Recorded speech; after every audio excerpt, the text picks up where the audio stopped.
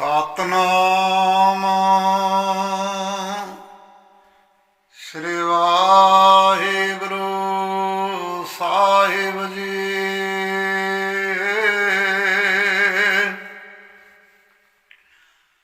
ਸਮੰਦ ਵਿਰੋਲ ਸਰੀਰ ਹਮ ਦੇਖਿਆ, ਇੱਕ ਵਸਤ ਅਨੂਪ ਦਿਖਾਈ।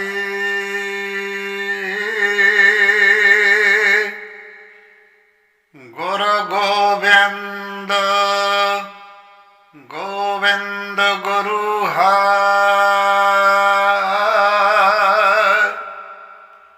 ਨਾਨਕ ਭੇਦ ਨਾ ਪਾਈ।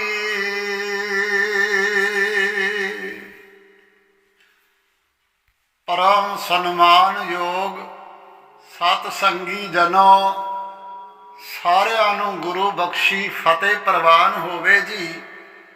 ਵਾਹਿਗੁਰੂ ਜੀ ਕਾ ਖਾਲਸਾ, ਵਾਹਿਗੁਰੂ ਜੀ ਕੀ ਫਤਿਹ।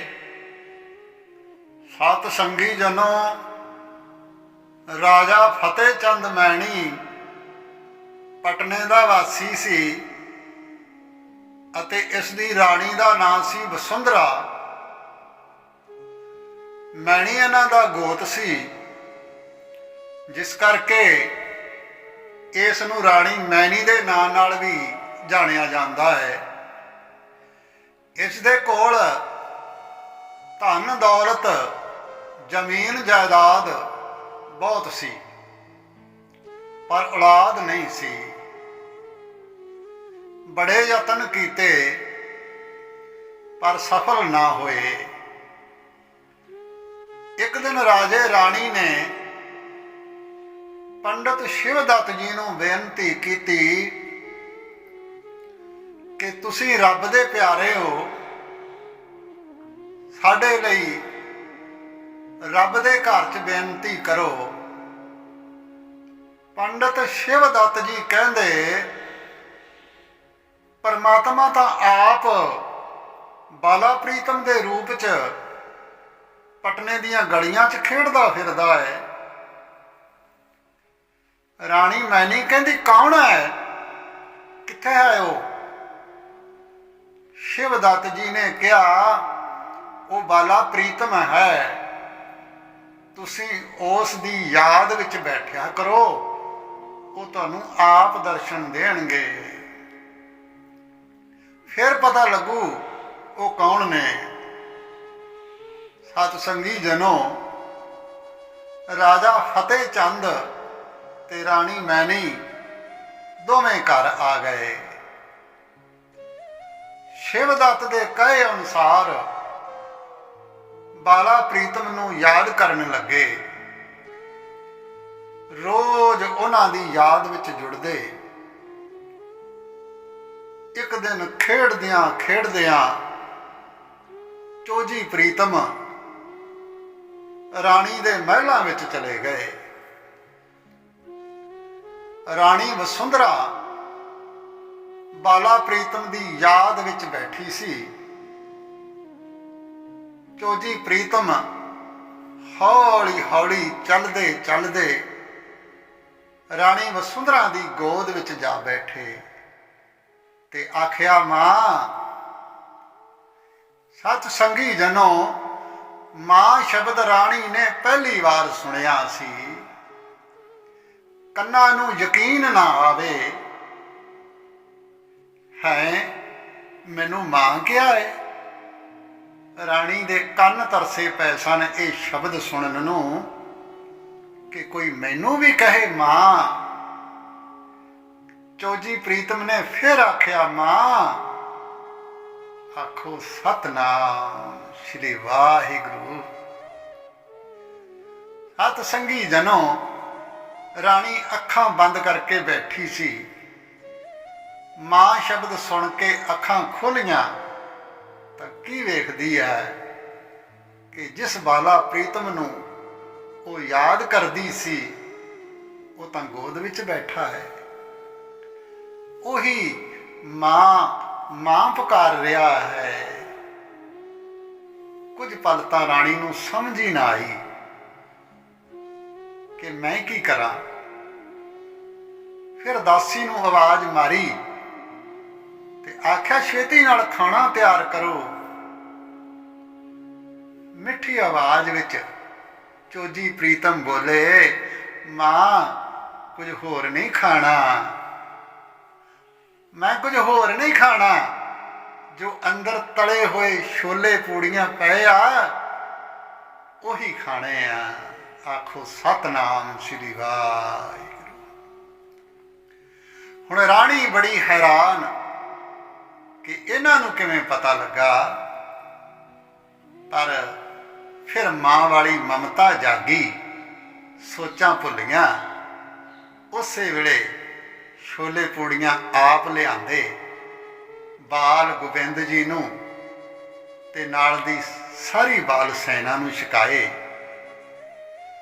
ਚੋਜੀ ਪ੍ਰੀਤਮ ਸਾਰਾ ਦਿਨ ਉੱਥੇ ਖੇਡਦੇ ਰਹੇ ਤੇ ਜਾਣ ਲੱਗਿਆਂ ਕਹਿ ਗਏ, ਅਸੀਂ ਕੱਲ ਫੇਰ ਆਵਾਂਗੇ, ਛੋਲੇ ਪੂੜੀਆਂ ਤਿਆਰ ਰੱਖਣਾ। ਚੋਜੀ ਪ੍ਰੀਤਮ ਇਸ ਤਰ੍ਹਾਂ ਰੋਜ਼ ਆਉਣ ਲੱਗੇ। ਇੱਕ ਦਿਨ ਰਾਣੀ ਦੀ ਦਾਸੀ ਨੇ ਕਿਹਾ ਕਿ ਗੁਰੂ ਕੇ ਲਾਲ ਜੀ, ਸਾਡੀ ਰਾਣੀ ਨੂੰ ਪੁੱਤਰ ਦੀ ਦਾਤ ਬਖਸ਼ੋ। ਕਲਗੀਆਂ ਵਾਲੇ ਪਾਤਸ਼ਾਹ ਕਹਿੰਦੇ, ਰਾਣੀ ਸਾਨੂੰ ਹੀ ਪੁੱਤਰ ਮੰਨ ਲਵੇ, ਰਾਣੀ ਸਾਨੂੰ ਹੀ ਪੁੱਤਰ ਮੰਨ ਲਵੇ।